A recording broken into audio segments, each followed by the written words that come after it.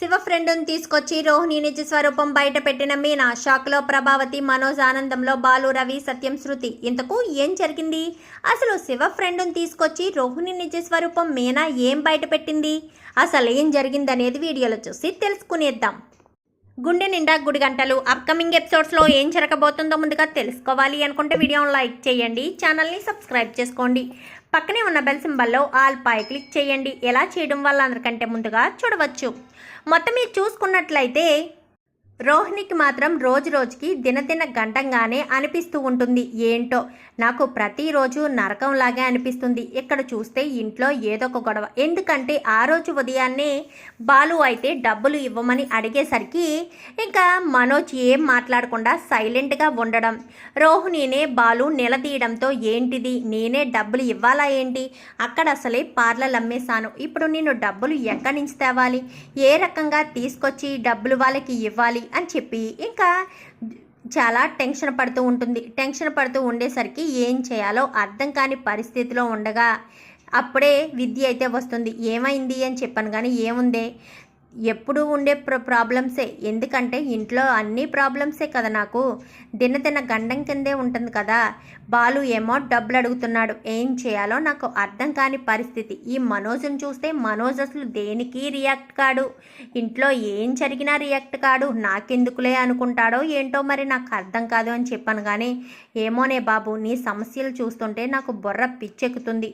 ఎన్ని సమస్యలతో నువ్వు జీవితాన్ని కొనసాగిస్తున్నావో అర్థం కావట్లేదు. ఇటు చూస్తే మీ అమ్మగారి ఆరోగ్యం అస్సలు బాగోలేదు, నువ్వేమో ఊరు పంపించేస్తానంటున్నావు, అక్కడ మీ అమ్మగారి ఆరోగ్యం ఎలా ఉంటుందో ఏంటో అని చెప్పనేసరికి ఏం చేయమంటావు, ఇక్కడే ఉంటే ఎవరొకరు అమ్మతో కలిసి నన్ను చూస్తే చాలా పెద్ద ప్రాబ్లం అవుతుంది, అందుకని ఇక్కడి నుంచి దూరంగా పంపించేసేస్తే అయినా ఎప్పుడైనా ఒక రోజు లీవ్ పెట్టి ఉదయం వెళ్ళి సాయంత్రం వరకు ఉండి రావడానికి అవకాశం ఉంటుంది, అందుకోసమనే ఇక్కడి నుంచి పంపించేస్తానంటున్నాను అని చెప్పి ఇంకా విద్య చెప్పడంతో సరే మా అమ్మను బస్సు ఎక్కించి వస్తానంటూ ఇంకా వెళ్ళి బస్సు ఎక్కించేస్తుంది. బస్సు ఎక్కించేసేసరికి అది కాస్త మీనా చూస్తుంది. అదేంటి రోహిణి ఈ వేళని బస్సు ఎక్కిస్తుంది అని చెప్పి అనుకుంటూనే ఇంటికి వచ్చేస్తుంది. ఇంటికి వచ్చే దారిలోనే మధ్యలో శివ అయితే తన ఫ్రెండ్తో మాట్లాడుతూ ఉండడం మీనా చూస్తుంది. ఏంట్రా ఇక్కడ వీళ్ళతో మాట్లాడుతున్నావేంటి, వీడు నీకు బైక్ దొంగతనానికి చెప్పినోడే కదా అని చెప్పాను. కానీ వాడు ఆ పనులు ఏమీ చెయ్యట్లేదక్క, ఫైనాన్స్ కంపెనీ పెట్టుకున్నాడు, అది కాస్త ఒక అమ్మాయి డబ్బులు తీసుకుని డబ్బులు వడ్డీ ఇవ్వట్లేదంటని చెప్పనేసరికి ఎవరేంటి అని చెప్పాను. కానీ ఎవరోనేంటి రోహిణి అక్క అని చెప్పనేసరికి ఒక్కసారిగా మీనా షాక్ అవుతుంది. ఏంటి రోహిణి డబ్బులు ఇవ్వలేదా, డబ్బులు ఇవ్వకపోవడం ఏంటి, తనెందుకు డబ్బులు తీసుకుంది అనగానే ఏమో అక్క వడ్డీకి డబ్బులు కావాలని చెప్పిందంట, 2 లక్షల రూపాయలు తీసుకుంది అని చెప్పనేసరికి అవునా ఏవి ఆ డాక్యుమెంట్స్ ఏవి అనగానే డాక్యుమెంట్స్ అటు ఇటు తిప్పి అవును రోహిణియే సంతకం, ఇది రోహిణి సంతకం నాకు తెలుసు, సరే ఇంటికొచ్చి అడగమను అని చెప్పాను. కానీ సరే అక్క అని చెప్పి ఇంకా మీనా అయితే వెళ్ళిపోతుంది. వస్తూ వస్తూ దారిలోనే రోహిణి కనిపిస్తుంది. రోహిణినే నిలదీద్దామని రోహిణి దగ్గరికి వెళ్ళేసరికి రోహిణి ఒక మార్వోడి సేట్ దగ్గరికి వెళ్ళి, సేట్జీ ఈ నెలలో డబ్బులు వడ్డీ డబ్బులు లేవు, వచ్చి నెలలో కడతాను అవి ఇవి కలిపి అని చెప్పనేసరికి వడ్డీ డబ్బులు కట్టడానికి అవి ఇవి కలిపి కడతావా, డబ్బులు కావాల్సినప్పుడు మాత్రం వచ్చి పట్టుకెళ్తూ ఉంటారే అని చెప్పి సేటు అయితే తిడుతూ ఉంటాడు. తిడుతూ ఉండేసరికి ఇంకా రోహిణి బయటకు వచ్చేసి చాలా బాధపడుతూ వెళ్తూ ఉంటుంది. ఏంటి రోహిణి ఎవరికి పడితే వాళ్ళ దగ్గరే అప్పులు చేసేసింది, ఈరోజు అందరు అప్పులోళ్ళు ఒకేసారి దాడి చేసినట్టుగా అందరూ రోహిణి మీద దాడి చేస్తున్నారన్నమాట అనుకుంటూనే ఇంకా వచ్చేస్తూ ఉండగానే సుమతి ఫోన్ చేస్తుంది. అక్క అది రోహిణి అక్కది బ్యూటీ పార్లర్ ఏదో ఉండాలి కదక్క, సెంటర్లో కనిపించట్లేదేంటి, అది అత్తయ్య గారి పేరు మీద ప్రభావతి బ్యూటీ పార్లర్ అనే కదా ఉంటుంది అని చెప్పాను. కానీ అవును ఏ సెంటర్లో ఉంది కదా, నేను మొన్ననే చూశాను అనగానే నువ్వు బ్యూటీ పార్లర్ లేదు అన్నట్లా పేరు లేదు అంటున్నా అని చెప్పేసరికి పేరు లేకపోకుండా ఉండడమా, ఏం పేరు ఉందేంటి అనగానే క్వీన్స్ బ్యూటీ పార్లర్ అంట, ఇందులోనే నా ఫ్రెండ్ కూడా జాబ్ చేస్తుంది, ఇది ఇంతకుముందు ఎవరో రోహిణిదంట, తను 12 లక్షలకి మా మేడం నమ్మేయడంతో మా మేడమే ఇది కొనుక్కున్నారు అంటూ నా ఫ్రెండ్ చెప్పింది, ఏదైనా కావాలి అంటే నీకు కూడా జాబ్ ఇస్తానంది, బ్యూటీ పార్లర్ అంటే అమ్మ వాళ్ళకి ఇష్టం ఉండదు కదా అని చెప్పి నేను ఏమీ వద్దని చెప్పాను అని చెప్పనేసరికి ఒక్కసారిగా రోహిణి మీనా షాక్ అవుతుంది.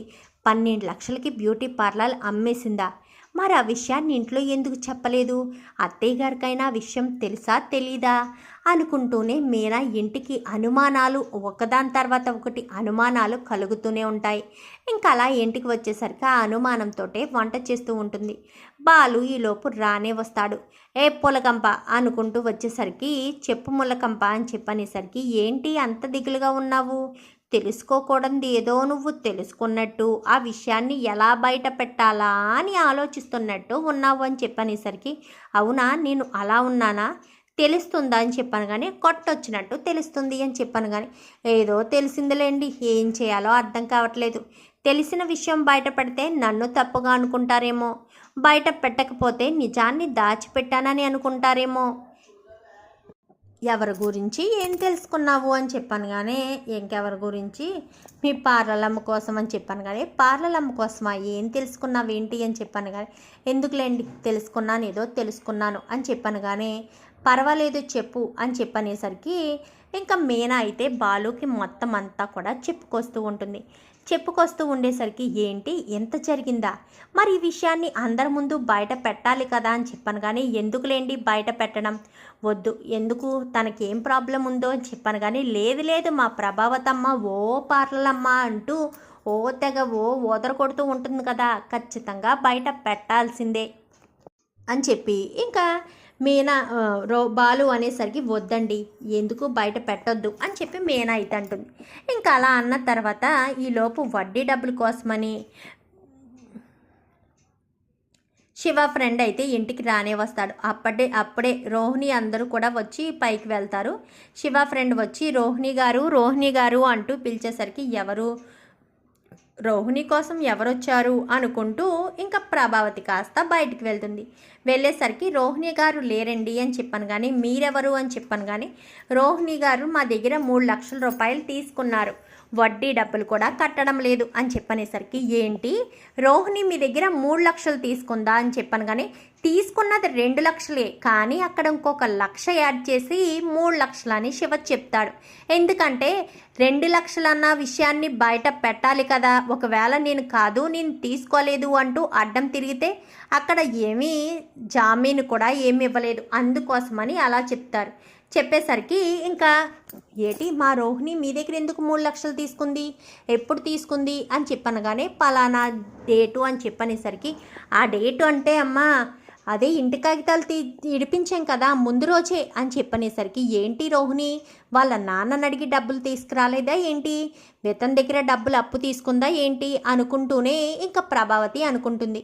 ఇంక ఈలోపు ఒకసారి మీ వదిని పిలనగానే ఇంకా మౌనిక వెళ్ళి రోహిణిని పిలుచుకొస్తుంది. వదిన నీ కోసం ఎవరో వచ్చారు కానీ నా కోసం ఇంటికి ఎవరు వచ్చారు అనుకుంటూనే టెన్షన్ పడుతూ వచ్చేసరికి ఇంకెదురుగుండా శివ వాళ్ళ ఫ్రెండ్ గుణాన్ని చూసి ఒక్కసారిగా షాక్ అవుతుంది. షాక్ అయ్యి ఇతనేంటి ఇక్కడికి వచ్చాడని కానీ నువ్వేంటమ్మా ఇతని దగ్గర 3 లక్షలు తీసుకున్నావంట అని చెప్పాను కానీ నేనా 3 లక్షలు తీసుకోవడం ఏంటి అత్తయ్య నాకేం తెలీదు అని చెప్పనేసరికి ఏంటమ్మా అబద్ధం ఆడుతున్నావేంటి, 3 లక్షల రూపాయలు తీసుకున్నావు కదా అని చెప్పాను కానీ 3 లక్షల అయినా నేను తీసుకున్నది 2 లక్షలే కదా అంటూ నోరు జారేసరికి అదుగో పార్లలమ్మ తీసుకున్నది 2 లక్షలేనంట.